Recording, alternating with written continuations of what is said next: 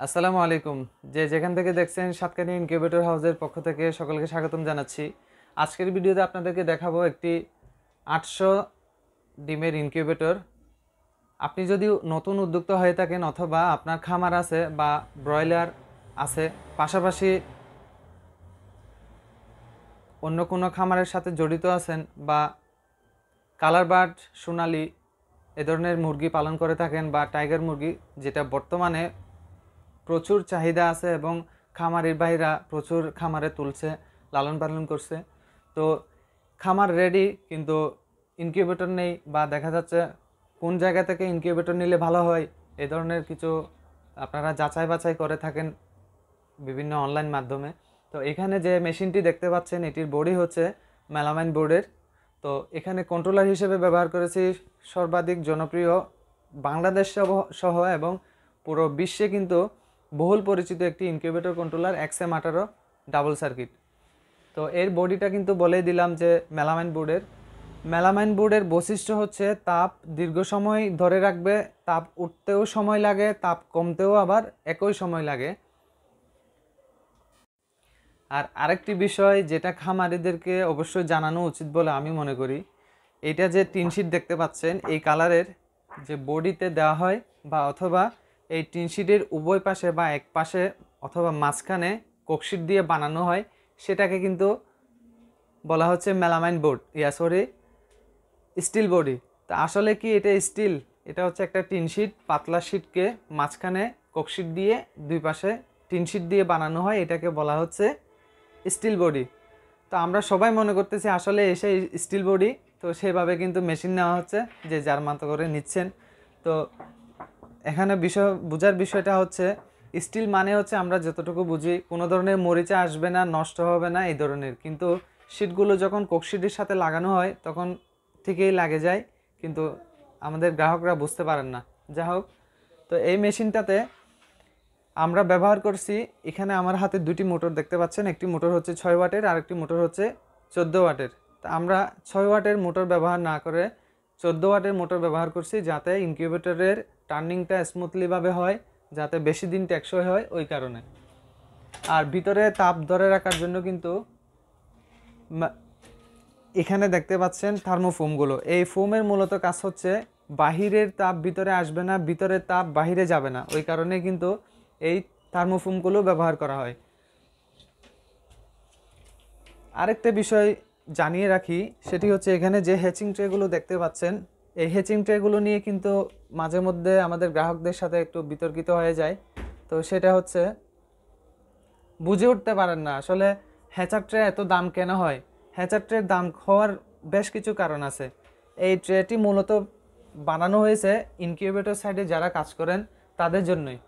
এখন এই ট্রেটাতে যখনই আপনি বাচ্চা উৎপাদন করতে যাবেন, অর্থাৎ এটা হচ্ছে সেটার আর এটা হচ্ছে হ্যাচার, তাহলে সেটার থেকে যখন আপনার ডিমগুলো নিচে নামিয়ে রাখতে হবে, ওটাকেই মূলত আমরা হ্যাচার বলে থাকি।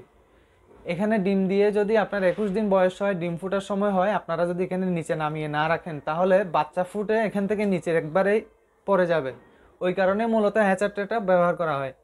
হ্যাচার ট্রে দুইভাবে ব্যবহার করা যায়, মেশিনটা আলাদাভাবে রাখতে পারেন হ্যাচারের জন্য, সেটারটা আলাদাভাবে রাখা যায়। আবার অনেকেই একই মেশিনে সেটার হ্যাচার দুটো একসাথে করে থাকেন। তো এক্ষেত্রে এই ট্রেটা আমরা দাম বেশি নিই। কেন বেশি নিই? স্বাভাবিকলি বাজারে ফ্রুটের কিছু ট্রে পাওয়া যায়, ওই ট্রেগুলো 20-50 টাকা দামের পাওয়া যায়, কিন্তু এই ট্রেটা মেশিনের জন্য আলাদা করে এই ট্রেগুলো বানানো হয়, ওই কারণে দাম বেশি। এর পাশাপাশি এই ট্রেগুলো মূলত এখানে মেশিনের জন্য, এইগুলো অন্য কোনো কাজের জন্য ব্যবহার হয় না, ওই কারণে এই ট্রেগুলোতে বাচ্চার পার্সেন্টেজ অনেক বেশি আসে। তো এই জিনিসটা অনেকে বুঝে উঠতে পারেন না। যখন আপনার ফ্রুটের ট্রেগুলো ব্যবহার করবেন, এখানে যে পর্যাপ্ত খালি জায়গাগুলো, ছোট ছোট যে গ্যাপগুলো আছে, ওই গ্যাপগুলো কিন্তু বড়, তখন বাচ্চাগুলো একটার সাথে একটা ধাক্কা খেয়ে এক সাইড দিয়ে বের হয়ে যায় বা দেখা যাচ্ছে যে কোনো না কোনো চাপার মধ্যে পড়ে যায়, কিন্তু এই ট্রেগুলোতে ওই ধরনের কোনো চাপার পড়ার সম্ভাবনা নেই। এরপরে আসি হচ্ছে আমরা যে এখানে মেশিনের ভিতরে কেবলগুলো ব্যবহার করছি, এখানে যদি দেখাই ছোট্ট করে, এই কেবলগুলো হচ্ছে দুইটা কেবল ভিতরে, এর বাইরে হচ্ছে একটা কভার আছে। যখনই ইনকিউবেটরের তাপমাত্রা এবং আর্দ্রতা একসাথে হয়ে মেশিনের ভিতরের যে একটা আর্দ্রতা ভিজা ভাব থাকে, ওই ভিজা ভাবের কারণে এই যে এখানে যে কেবলগুলো ব্যবহার করা হয়েছে ওয়্যারিংগুলো, সেগুলো কিন্তু দ্রুত নষ্ট হয়ে যায়। আমরা সেটি নষ্ট না হওয়ার জন্য এখানে কাভারওয়ালা কিন্তু কেবলগুলো ব্যবহার করছি। কেবলগুলো যদি দেখাই, এই যে এই ধরনের কেবলগুলো,